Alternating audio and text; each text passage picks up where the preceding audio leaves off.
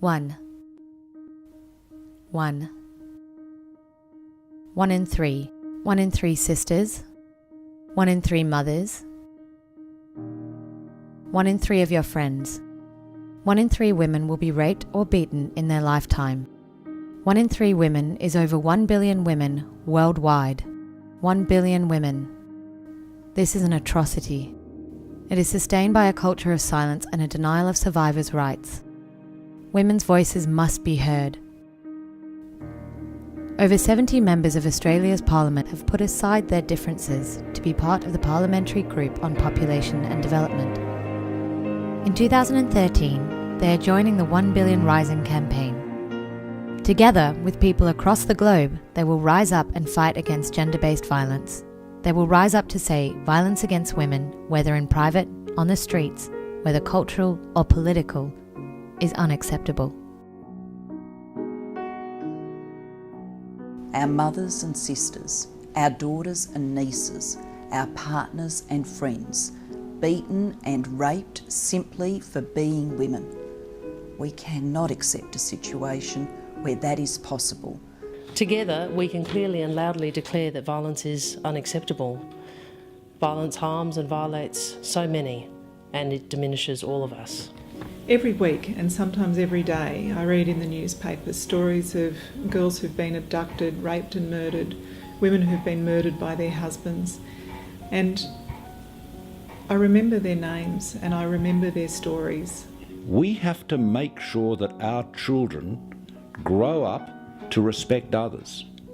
We have to make sure that our sons grow up to respect women, to respect their mothers and their sisters. And we have to give them the example of respect and ensuring that other human beings, whatever their sex, whatever their sexual orientation, are given the same respect that we demand for ourselves.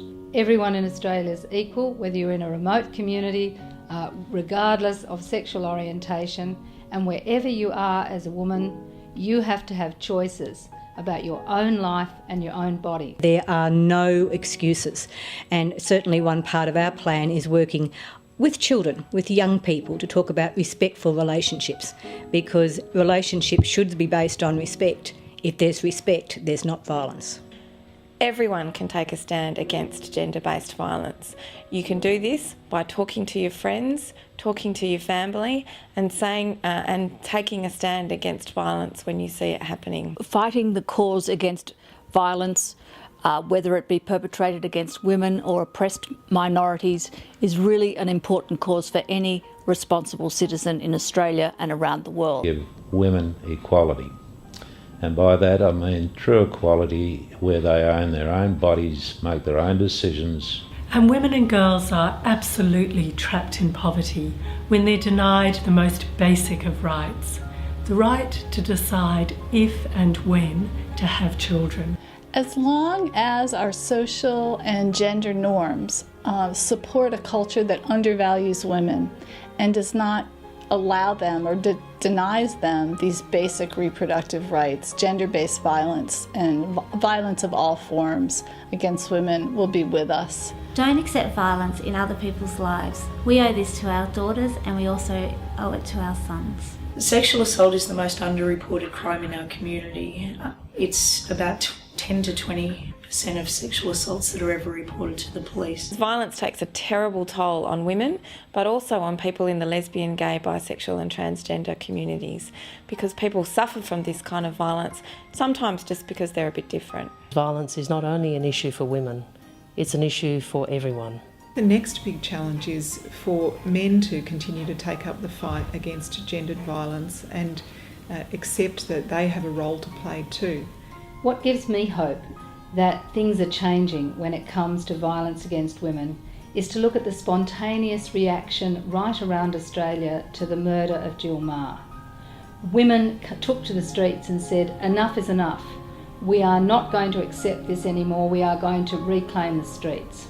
Freedom from violence begins with women's ability to be able to control their own bodies. I'm rising with women and men across the world to say that every woman and every man should be safe, they should feel safe, and any form of violence, particularly gender-based violence, is wrong. I am rising this year and next year and the years beyond that. This is why I'm rising, for the future of young women and young men in Australia. I'm rising because it's time to challenge gender stereotypes and take a stand against violence. It is a human issue, and it is about respect. And I think that every one of us has a responsibility to make sure that we end this war on women. So, the fight just begins. I'm rising because we can be better than this. I'm Tanya Plibersek. I'm Malcolm Turnbull. Christine Milne. I'm Lucy Turnbull. I'm Dr. Mel Washer. I'm Claire Moore. I'm Penny Wong. I'm rising. I'm rising. I'm rising. I'm rising. I am rising. I am rising. I'm rising. Enough. The violence has to stop.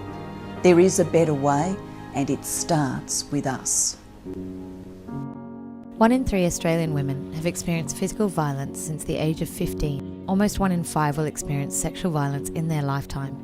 For Indigenous Australian women, it's worse. They are 35 times more likely to be hospitalised due to violence than other Australian women. Women with disabilities, again, also experience significantly higher levels of violence and sexual assault. Difference should be celebrated, not feared. Survivors of violence must be able to share their stories safely, without shame, and we must bring more perpetrators of violence to justice. Australia needs to fight gender violence at home, in our classrooms and around the world, and make sure that our aid and diplomatic programs prioritise gender equality. The members of PGPD are rising, together with organisations like Care Australia, Australian Women Against Violence Alliance and the YWCA, to send a clear message. A world in which 1 in 3 women, 1 billion women, are physically or sexually violated. A world in which any person suffers because of their gender is a world that we cannot tolerate.